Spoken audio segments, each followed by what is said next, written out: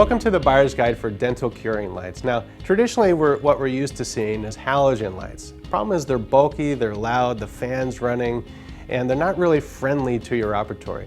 All the newest lights are LED. One of the greatest things about LED technology is that it uses low power and runs very cool. So what this allows us to do is have a curing light that is smaller, more compact, cordless, so it can run off of batteries because it uses less power, and it doesn't need those loud, noisy fans. These things run very, very quiet. Now, what are you looking for when you're buying a curing light? Well, one of the things that they'll always show you is a measurement in milliwatts per centimeter squared. You'll see that in the 1,000, 1,500, 2,000 range. Some even go higher than that. But that's a measure of the output of the light, and it's a relative measure of how well it's going to, and quickly it's going to be able to cure the composite material. Another thing to think about is the actual angle of the light.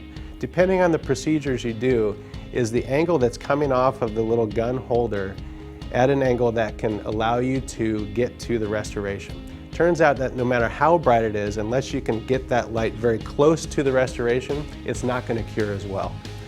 Also think about the tips that are available. Sometimes it's nice to have little tack curing tips, so you could change out the larger curing tip and put on the tack curing tips for, say, for example, veneer procedures. So more than that, it's got to feel good in your hand or in your assistant's hand.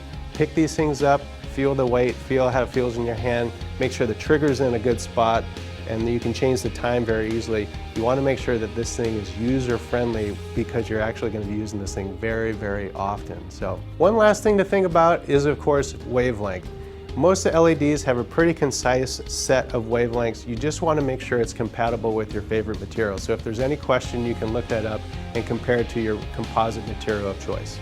Now, if you'd like more information on curing lights, check out the buyer's guide on Dental Compare.